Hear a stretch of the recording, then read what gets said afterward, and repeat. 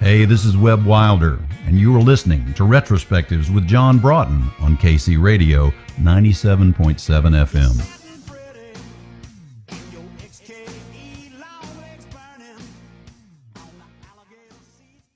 You're from Mississippi originally, a place with a great rock and roll history. What drew you away from there to Nashville, very much a country music town?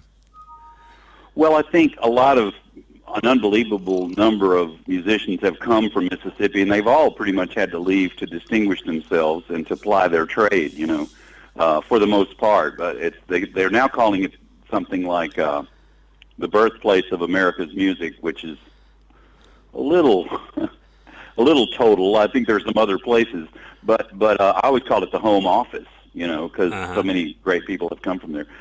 In my case, there's more than one reason, I guess, but it's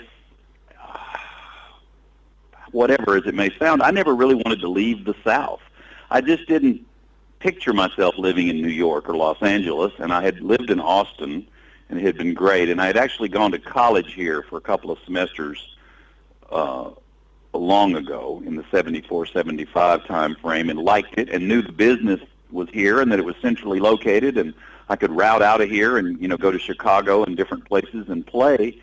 And I knew a guy here in the business, a guy named Dan Tyler, and I was married at the time, and my then wife's father was in bad health in North Mississippi, which isn't that far away. And I think all those things influenced the decision at the time. Yeah. But I've always liked Nashville. I think that's the short answer.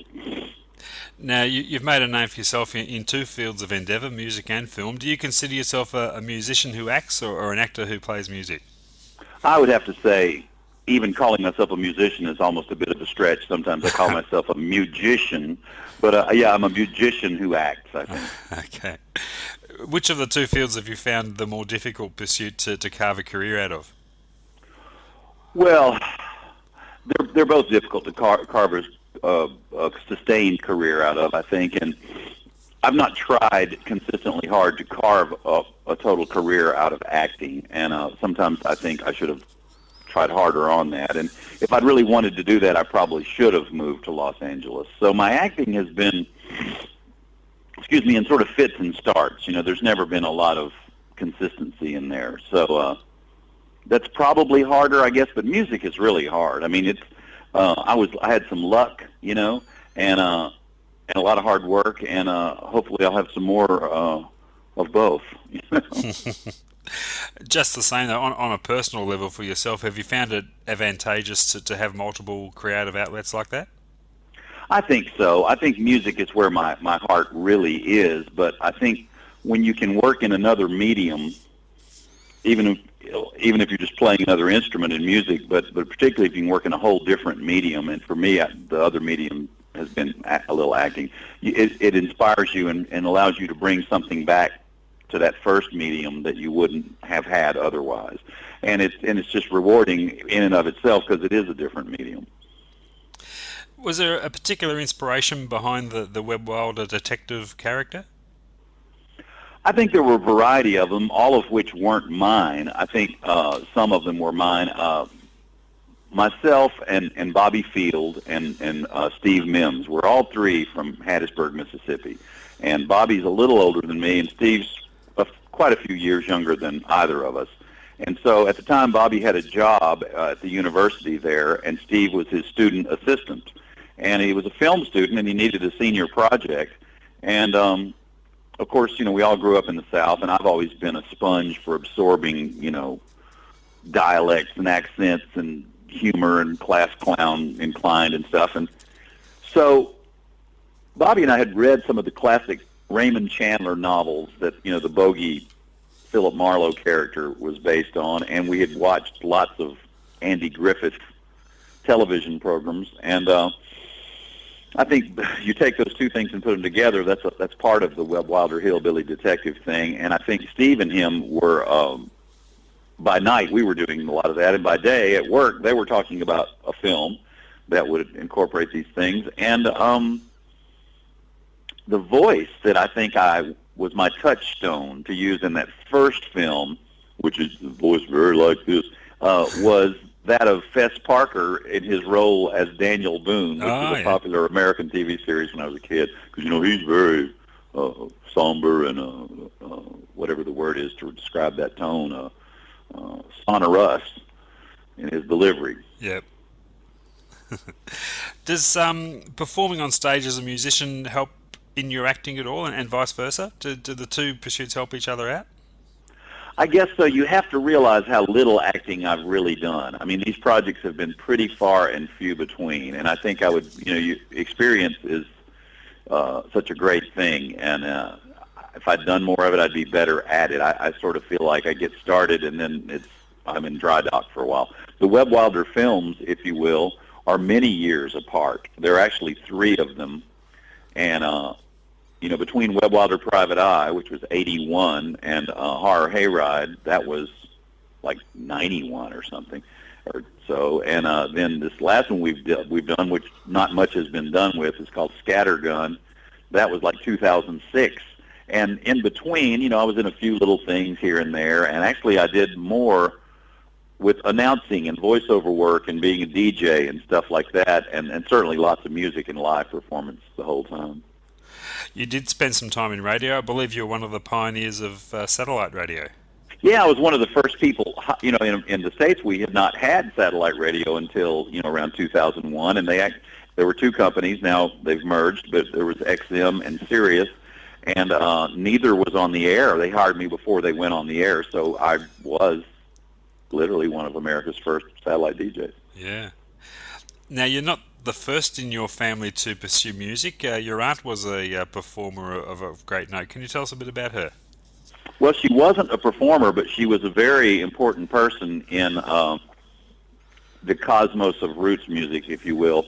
And I didn't know that when I first started, playing in bands and doing gigs. I thought no one in my family knew anything about popular music, certainly. And but it was mind-blowing to find out that she had really was a very unique person and had caught lightning in a bottle and left an enduring legacy with her label, Trumpet Records, which you have to realize is in that kind of 1950s Ozzie and Harriet, 1960s world that I grew up in.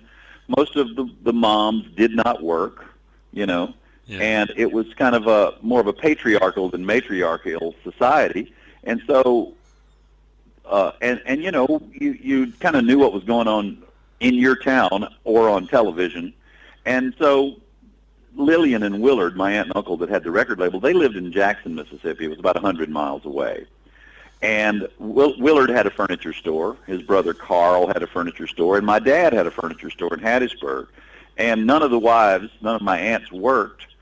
But what I didn't quite figure out until later was my Aunt Lillian was really different than the rest of them. And they had this record label that actually closed about the time I was born, see. And then after that, though, they had publishing, they had masters, and she was very conscientious of trying to settle, piracy disputes and in some cases get artists their royalties back. Sonny Boy Williamson's widow had signed away the royalties. She was trying to get them back. She was very scrupulous. I mean, she was in business, for herself, but everything was legitimate with contracts, and then the contracts were honored, which was not really the order of the day. And so I finally found out that they had left this legacy and that she had literally, recorded Elmore James' very first Dust My Broom and had recorded Sonny Boy Williamson 2's first record, which The Who covered, and in her eyes, wrong. I love The Who's version. I was born on Pete Townshend's birthday. I love The Who, but they do it completely different. Yeah. And then a whole bunch of others. She, unlike Elmore, she got to do a lot with Sonny Boy, and then some other lesser-known artists. So having already been a guy who was playing in a band, it just blew me away. And, because of the British invasion and the Beatles and everything, we kind of thought you almost had to be from England to be cool. And then it was like, no, this is the home office, baby. This is Mississippi, So, yeah, and then I got to spend some time with her and be, to a small degree, mentored by her, in my 20s and 30s a little bit. And sadly, we lost her in 99, and she was just, I really wish people could have known her, because you can't describe a person who's that unique. She was a walk-in contradiction. She was very shy. She wouldn't let her picture be taken, yet she was very gregarious and almost had like a nod and a wink, bawdy sense of humor, Yeah. but was a very scrupulous, intelligent person who was really kind of ahead of her time. Sounds like an amazing person. She was, and there's been talk about making a movie about them, and it's never really happened, because, the movies that tend to get budgeted, there's stuff blowing up in them. Yeah. As the guy pointed out to me one time. Nothing blows up in the Trumpet Story except their bank account, because they got worked over by the distributors who would not pay them. And they had their money in the manufacturing and the promo and all, and the shipping of the records at that point, and they were like left holding the bag. Now, you're well known for your credo: work hard, rock hard, eat hard, sleep hard, grow big, wear glasses if you need them. Tell us about its origins, and do you practice it as much as possible? Well, I've unfortunately practiced the eat hard, grow big part, and the sleep hard. They all feed on one another too much. But yeah, I've rocked hard, and I hope I've worked hard. I'm sure I should have worked harder. I look at a lot of people I admire that have worked so hard, and in many cases it's paid off, and I'm so happy for them. But there's a specific story as to how that happened. This guy I referred to, Bobby Field, had a lot to do with the music, particularly early on, but even many years into it. And he was the original drummer. He's a guy I grew up with in Hattiesburg, and was a very prolific songwriter and a brilliant guy. And so we were doing in 1985, we were doing our first out-of-town show. We were going back to Jackson, Mississippi to play. And back then, you could get these fabulous boom boxes that you could record on, and they had a built-in compression feature, so even if you played loud at your rehearsal, you could record the rehearsal on that kind of lo-fi thing, and it had like a compressor limiter thing where you wouldn't overdrive it, and it would sound good. Yeah. So we used to carry that around for various reasons. So we were coming back from that show, Easter weekend, I think, of '85, and he said, you're probably going to be doing some interviews, and you might need to get some practice. So let's role play. This is the producer in him, I guess. He said, let's do a simulated interview. And so I'm very in character. Back then, of course, I really was fresh off the Webb Wilder film, the Private Eye film, and there was a lot of character to the thing. And so, boom, he presses the button, he asked me some questions, and at the end, he said, is there anything you would like to add? And I was still doing the Fess Parker kind of voice, and I said, well, rock hard, work hard, rock hard, eat hard, sleep hard, grow big, wear glasses if you need them. And it was right off the top of my head, which is where my best stuff is. And fortunately, it was recorded, because usually when I'm in that mode, I can think of some stuff that cracks up the guys in the van, and no one remembers what it is, including me later. I noticed last year you were inducted into the Mississippi Musicians Hall of Fame. What did that honor mean to you personally? I'm so serious when I tell you it was profound. It honored me immeasurably for a lot of reasons, one of which is that you're in some pretty good company there. Yeah. I mean, back to my term, it's like the home office. And I wasn't sure I deserved it or not, but I loved getting some recognition like that, just even if I only deserve 45% of that honor or something. It's so easy, it seems, to get no recognition. I mean, it's not all that glamorous. You do it because you love music. So so that meant a lot. And the fact that it was coming from my home state, you can sort of never make it in your hometown. And even though that wasn't my hometown, it was my home state, that meant a lot. Yeah. And I went down there, and it was a little different than what you would imagine, but nonetheless, I'm in there, baby, and it's a great honor and a great bunch of musical legacy to be at all associated with. And I think in a phrase, what it meant to me is, thank God somebody noticed that I was here at all. There's a great element of humour in your work. Do you consider music an art form that benefits from humour? Do you think some people perhaps take it a little too seriously? I think that's absolutely right.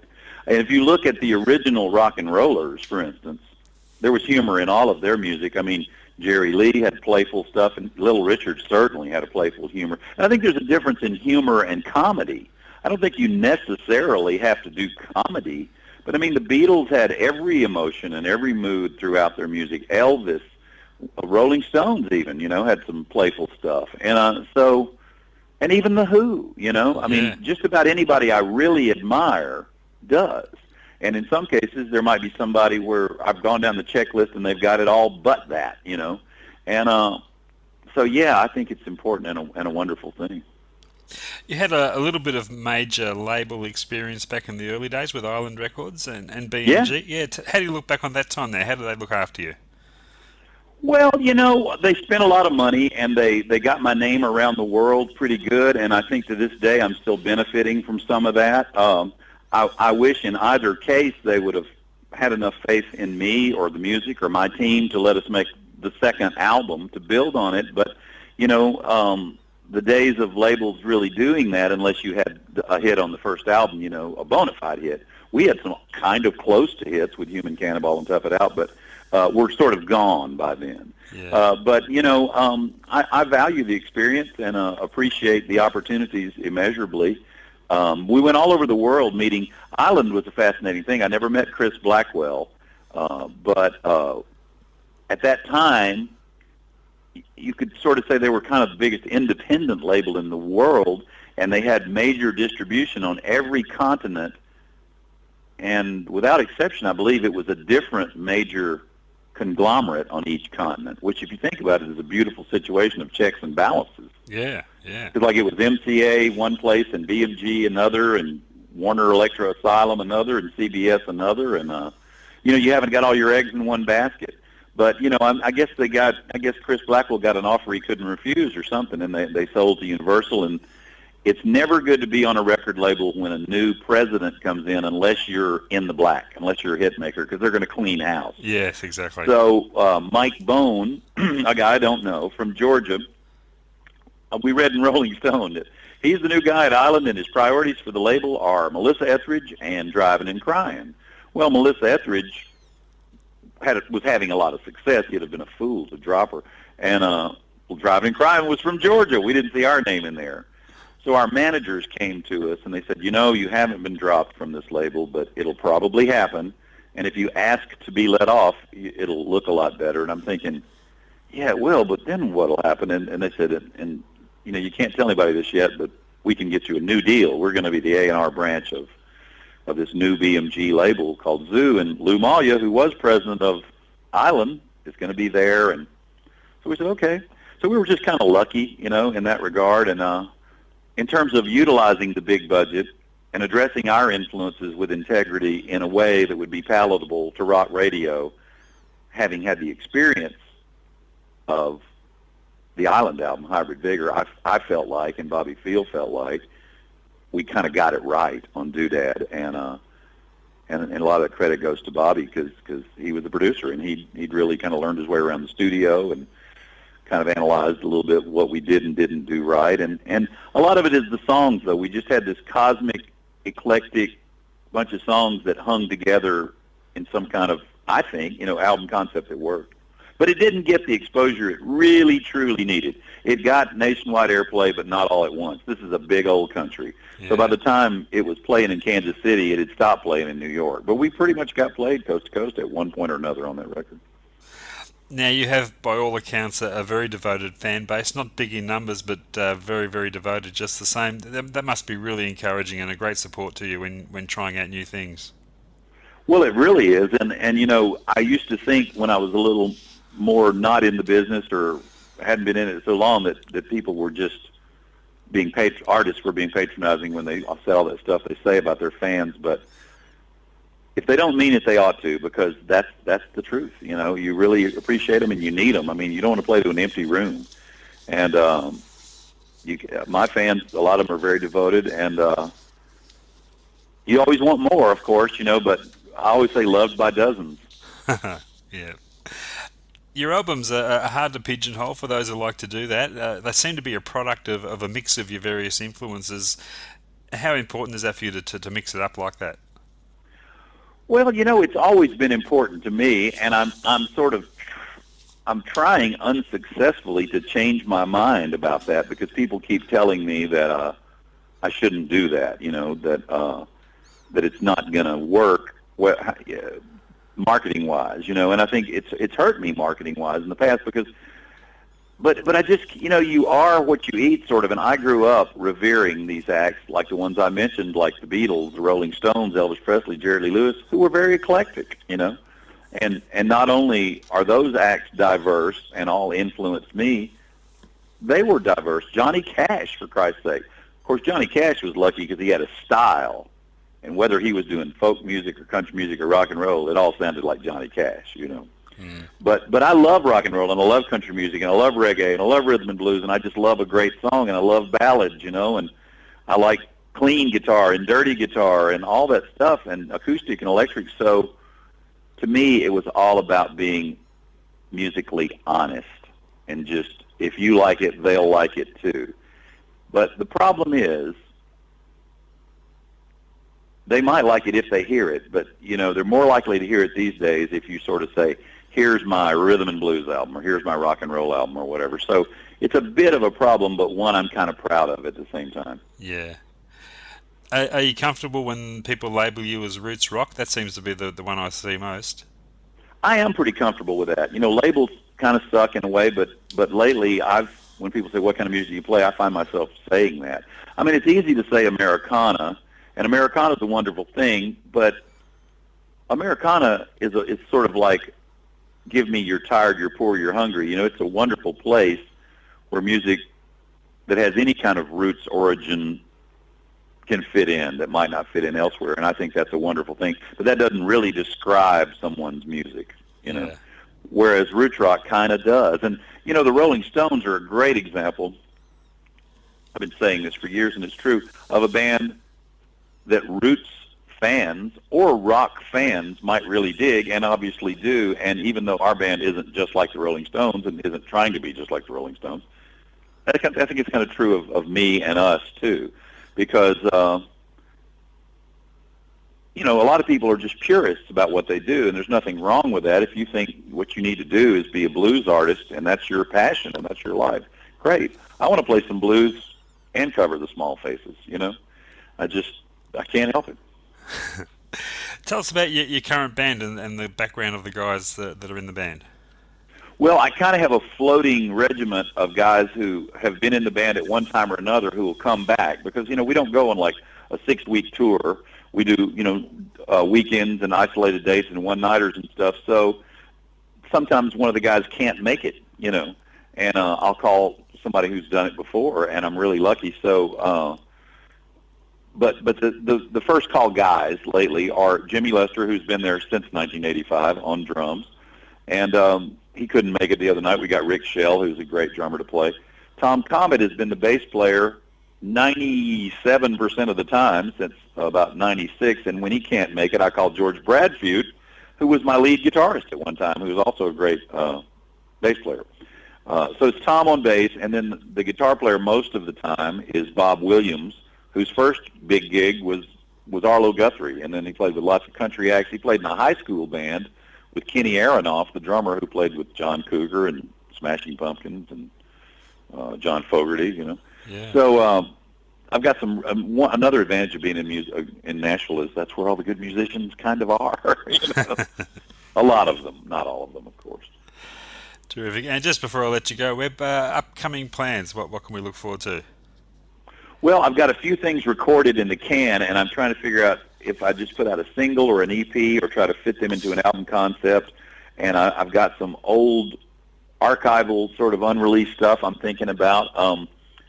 I'm having fun doing, back to the Americana thing, some of the duo sort of gigs. Like George Bradfeud and I will go to Mississippi and play with just the two of us on a couple of gigs here next week. Some news I just got in an email, and I can't exactly tell you the category. I can email it to you. Jason Ringenberg's alter ego is Farmer Jason. And, of course, Jason and the Scorchers is his family of origin, so to speak. And we toured. And I'm on a bunch of the Farmer Jason stuff that he's done and some of the videos. And the last album that I was on, which I'm also in a video from, is now a Grammy-nominated album. Oh, wonderful. It's in the in a children's music category, so that's exciting. And I don't know. Beyond that, I might be leaving something out. Fantastic.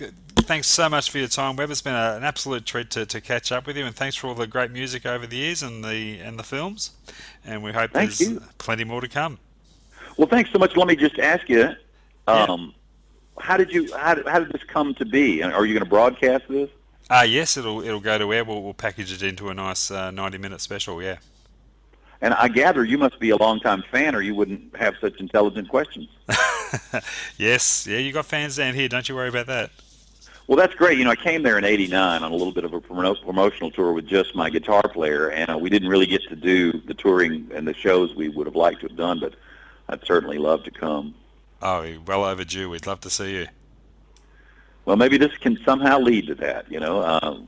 I think, you know, we never really got a chance to play dates with the band in Australia, and I always thought those people would dig it, and I always thought we did one show in Ireland, and I loved Ireland. It was a bank holiday weekend in Dublin. There was almost nobody there. And, you know, we were there like 36 hours. But those are two of my aspirations to one day do. Well, fantastic. Well, hopefully we'll get this to where and it might stir up some interest. That'll be great. John, thanks so much. It's been a gas talking to you. My pleasure. Thanks a lot, Webb. See ya. All the best. Bye.